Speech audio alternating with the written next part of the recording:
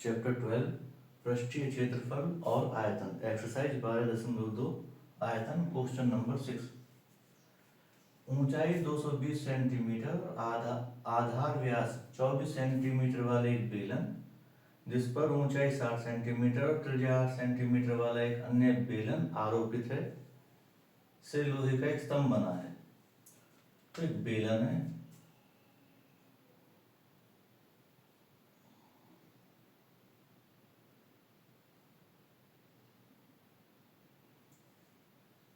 दो सौ 20 सेंटीमीटर इसकी ऊंचाई है और 24 सेंटीमीटर इसका व्यास है। इससे एक स्तंभ बना है लोहे का। इसके ऊपर एक और बेलन है,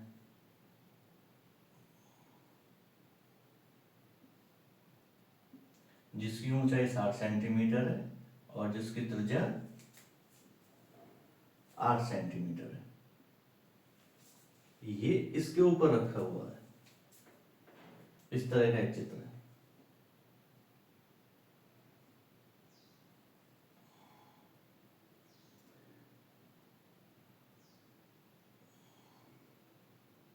इस बड़े बेलन पर एक छोटा बेलन रखा हुआ है जिसकी ऊंचाई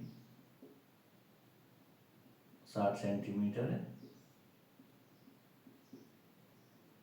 नीचे वाले की 220 सेंटीमीटर। इसकी त्रिज्या दी हुई है हमें 8 सेंटीमीटर और इसका व्यास 24 सेंटीमीटर। तो इसका द्रव्यमान ज्ञात करना है, जबकि हमें दिया है 1 घन सेंटीमीटर लोहे का द्रव्यमान लगभग 8 ग्राम होता है। तो द्रव्यमान निकालने के लिए हमें 1 घन सेंटीमीटर की गुणा 8 से करनी होगी 8 ग्राम से। उससे पहले इनका आयतन निकालेंगे, नीचे वाले बेलनाकार आकृति का आयतन और ऊपर वाली का आयतन, इन दोनों का आयतन जोड़ देंगे। और जोड़ने से तो पहला काम क्या करेंगे, छोटी आकृति का आयतन निकालेंगे, छोटी का आयतन,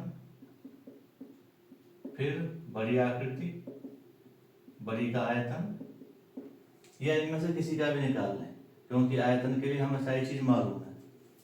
और इन्हें जोड़कर 8 से गुणा कर देंगे, जो भी घन सेंटीमीटर में आएगा उसकी 8 से गुणा कर देंगे। ये 3 काम है, छोटे का आयतन, बड़े का आयतन जोड़ देंगे और जो भी आया उसके 8 से 8 ग्राम से गुणा कर देंगे और उसे किलोग्राम में बदलने के लिए 1000 से भाग। तो इसका सॉल्यूशन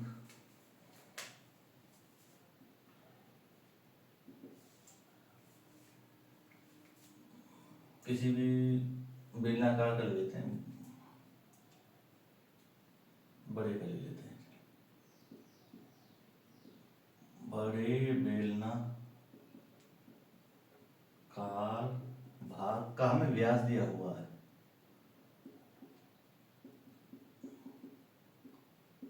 24 सेंटीमीटर। तो त्रिज्या निकालेंगे, यहाँ तो अलग अलग त्रिज्या आ रही है, तो एक R1 हो गई, दूसरी R2 हो जाएगी। तो ये होगी व्यास बटे 2, यानी 24 बटे 2 12 सेंटीमीटर। ऊंचाई भी 2 है, H1 मान ले लेंगे 220 सेंटीमीटर। और इसका बड़े भाग का आयतन, आयतन का फॉर्मूला है पाई आर स्क्वायर एच। यहाँ आर हमारा R1 है और एच हमारा H1। पाई इन्होंने कहा है 3.14 लेना है, क्वेश्चन में यहाँ और पाई 3.14 लेना है। तो 3.14, R1 आया 12 की गुणा करेंगे और H है हमारा 220। इस पूरे की गुणा करके सॉल्व करना है। ठीक, गुणा करेंगे, इसकी गुणा करके आंसर आ जाएगा ये 99,475.2 घन सेंटीमीटर। अब हम छोटे भाग का निकाल लेते हैं। छोटे बेलनाकार भाग, हमें इसकी त्रिज्या दी हुई है।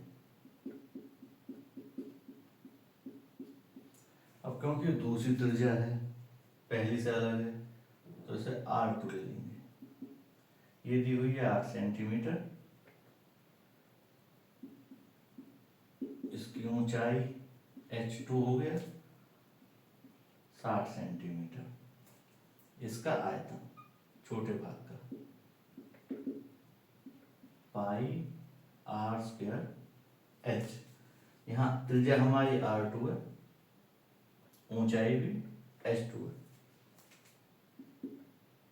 3.14 लेना है, ये है 60 ना, त्रिज्या है 8 के 2 बार गुणा कर देंगे और ऊंचाई है 60। जब हम इसे गुणा करेंगे तो इसका आंसर आएगा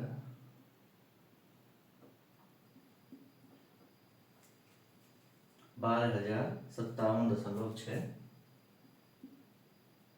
घन सेंटीमीटर। तो दोनों का आयतन निकल गया।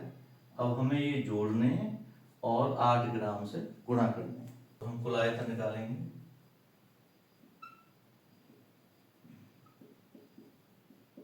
कुल आयतन इन दोनों को जोड़ देंगे।